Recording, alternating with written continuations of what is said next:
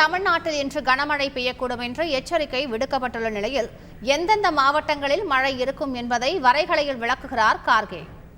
தமிழ்நாட்டில் இன்று தீவிரமான மழைக்கான ரெட் அலர்ட் கொடுக்கப்பட்டிருக்கிறது. 2,66,00,000 செல்போன்களுக்கு எச்சரிக்கையும் அனுப்பப்பட்டிருக்கிறது. 23 மாவட்டங்கள் வரை இன்றைய தினம் மழைக்கான வாய்ப்பு இருக்கிறது. வானிலை ஆய்வு மையம் என்ன சொல்லுகிறது? வானிலை ஆய்வு மையத்துடைய முன்னாள் இயக்குனர் ரமணன் அவர்கள் நம்மோடு இணைந்திருக்கார். சார் வணக்கம். வணக்கம். வணக்கம். தமிழ்நாட்டில் எதிர்பாராத ஒரு மழை. இப்போ ஆக்சுவலாக நம்ம பார்த்தோம்னா வெயில் காலம், கத்திரி வெயில் இருக்க வேண்டிய சூழல். ஆனால் இப்போ நம்ம மழை காலத்தில் இருக்கோம். வானிலை ஆய்வு மையம் டெக்னிக்கலாக நிறைய விஷயம் சொல்லியிருக்கு. இந்த மழைக்கான காரணம் என்ன? இந்த மழைக்கான காரணம் வந்து ஒரு மேலடுக்கு சுழற்சி.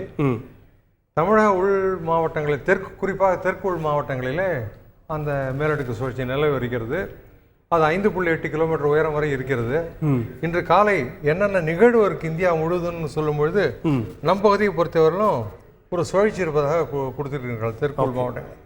அந்த சுழற்சியினுடைய படத்தையும் அடுத்த இதில் பார்ப்போம் நம்ம. ஓகே. ஸோ இப்போ வந்து இந்த சுழற்சியானது தரையிலிருந்து 5.8 கிலோமீட்டர் மேலே இருக்கு. அதாவது 1 கிலோமீட்டர் 2 கிலோமீட்டர் உயரத்துலேருந்து அப்படி ஆரம்பிச்சு 5.8 வரல இருக்கு. ஓகே. அப்போ அதை நம்ம மேலடுக்குன்னு சொல்லணுமா கீழே அடுக்குன்னு சொல்லுவோம்? மத்திய அடுக்கு வரலுமே இருக்கு. மத்திய அடுக்கு வரையில மேலடுக்குன்னு சொல்லிடலாம். ஓகே, சரி. இந்த படத்தின் மூலமாக என்ன தெரிந்து கொள்ளலாம்? இப்போ வந்து இது வந்து 5.8 கிலோமீட்டர்ல காற்றினுடைய இதை போக்கை காட்டும் படம். இப்போ தென் தமிழகத்தை பொறுத்தவரை இங்கே தான் இந்த சுழற்சி இருக்கு. ஓகே. ஸோ இதை பார்த்தா தெரியாது, ரொம்ப சின்னதாக இருக்கேன்னு சொல்லிட்டு இதையே காப்பி பண்ணி அந்த இடத்துல போட்டிருக்கேன். ஓகே. போடும்போது அந்த இடத்துல பாருங்க தென் தமிழகத்துல சுழற்சி இருக்கு பாருங்க. ஓகே. இது இப்போ இந்த காட்டக்கூடிய பகுதி அப்படின்னா திண்டுக்கல் இருந்து கோவை வரையிலான பகுதியை மாதிரி அங்கே சுற்றி தான் இருக்கு. ஸோ அந்த இடத்துல அந்த சுழற்சியை காட்டுகின்றது மேலடுக்கில்.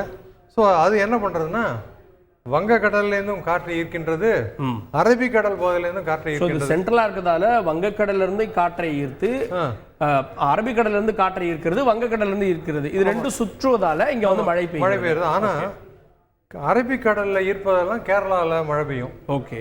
அப்புறம் கடலோர கர்நாடகாவிலையும் மழை இருக்கும். ஏன்னா அந்த மேற்கு தொடர்ச்சி மலை இருப்பதன் காரணனால அந்த மழை இந்த பகுதிக்கு வராது. ஓகே. ஆனால் நம்ம இந்த வங்கக்கடலில் ஈர்ப்பதன் காரணத்தினால நாம் மழை பெறுகின்றோம். ஓகே. இப்போ வந்து நார்மலாக தென்மேற்கு பருவமழையாக இருந்தால் நமக்கு லேசாக தேனி மாவட்டத்துக்கே சாரல் தான் அடிக்கும். ஆனால் இப்போ வந்து நம்ம வடகிழக்கு அளவுக்கான மழையை எதிர்கொண்டிருக்கோம். காரணம் வங்கக்கடல் தான்.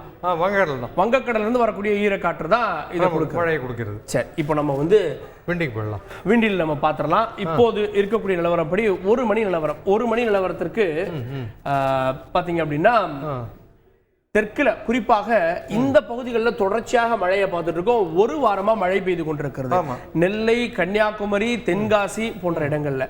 இதற்கான காரணம் என்னன்னா மேலதான் இப்ப சொன்னீங்க முன்னாடி வந்து இலங்கை ஒட்டிய மன்னார் பகுதியில வந்து மேலடுக்கு இருந்துச்சுன்னா அதுதான் மூவ் ஆயிருக்கு. முன்னாடி இலங்கையும் அதை ஒட்டி உள்ள தமிழக பகுதிகள் குமரிக்கடல் மற்றும் ஒட்டி உள்ள தமிழகத்திலும் இருந்தது. ஓகே. அடுத்து அப்படியே உள்ள நகர்ந்து இப்போ உள்ள தெற்கு உள் மாவட்டங்களில நிலை கொண்டு அது வந்து அந்த மழையை கொடுத்து கொண்டிருக்கிறது. அதன் காரணமாக தான் அந்த தொடர்ந்து நம்மளுக்கு கனமழை நிகழ்வுகள்லாம் நடந்து கொண்டு இருக்கிறது. அதான் காரணம். ஓகே. இந்த மழையில ஒரு பேட்டர்ன் இருக்கு சார். காலையில லேசா ஆரம்பிக்குது, ஆனா மதியத்துக்கு மேல தீவிரமாயிருது. குறிப்பா தென் மாவட்டங்கள் இப்ப பாருங்க 1 மணிக்கு மேலதான் வந்து மதிய ஷிஃப்ட் மாதிரி 1 மணிக்கு மேலதான் வந்து மழை உள்ள வருகிறது. அதுக்கப்புறம் பாத்தீங்கன்னா மழை பாத்தீங்கன்னா உள் மாவட்டங்களா வந்து விடுகிறது. மாலை நேரத்துல தீவிரமாகவே ஒரு 5 மணியெல்லாம் பார்த்தோம் அப்படின்னா ஒரு தீவிரமான ஒரு தமிழ்நாடு முழுக்கவே மழை இருப்பது மாதிரி இருக்கு. எதனால இந்த நிலைமை?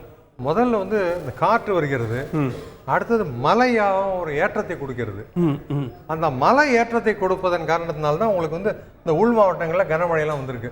குத்தால சமீபத்தில் பார்த்துருப்பீங்க, பயங்கரமான மழை, வெள்ளப்பெருக்கு ஏற்படுது. அதுதான் காரணம். இப்போ எல்லாருமே என்ன நினைச்சிட்டு இருப்பாங்க பார்க்கக்கூடிய மக்கள், இந்த முறை வெயில் ரொம்ப அதிகமா இருந்தது, அதனாலதான் மழை சீசன் முன்னாடியே வந்துருச்சு அப்படின்னு தென்மேற்கு பருவமழையோட இதை கம்பேர் பண்ணிட்டு இருப்பாங்க. ஒருவேளை வெயில் இருந்தா நமக்கு வரக்கூடியது வெப்பச்சலன மழை. ஆமா. அந்த வெப்பச்சலனம் ஒரு படி மேல போய் தான் மேலடுக்கா மாறிடுச்சா?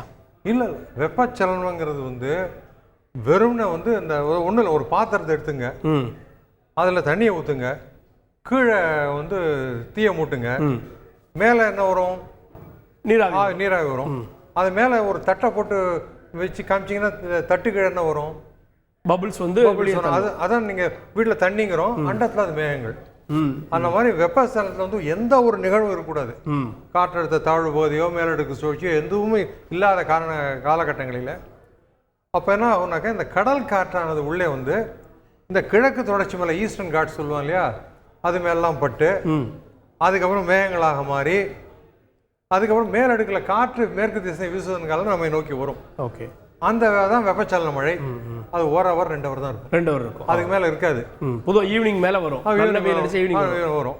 ஸோ அதிகமாக இது அப்படி இல்லை, ஒரு நிகழ்வின் மூலம் வருகிறது. ஓகே, ஸோ அதனால தான் உங்களுக்கு வந்து நிறைய நேரம் உங்களுக்கு இருக்கு, அதான் காரணம். ஓகே, இந்த மழையை வந்து அடுத்தடுத்த நாட்களுமே இருக்கிறது.